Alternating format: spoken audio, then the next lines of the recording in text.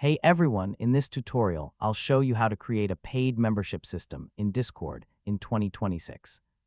So if you want to sell access to premium content, exclusive channels, or a private community, yeah, this beginner guide will help you step by step. First, decide what you will offer. So create tiers like Basic, Premium, or VIP and define what each level gets. Next, open your server settings and go to roles.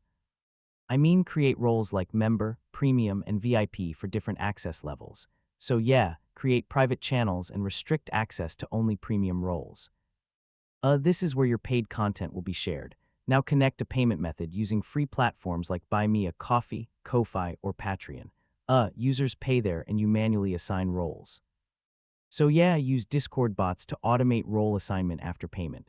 This saves time and effort. Next, regularly upload exclusive content like guides, resources, or private discussions.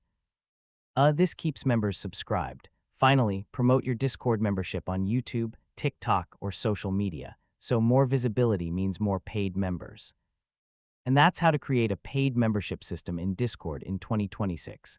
Once you set up roles, payments, and premium content, your server can turn into a real income source. If this guide helped you, feel free to check out more online earning tutorials.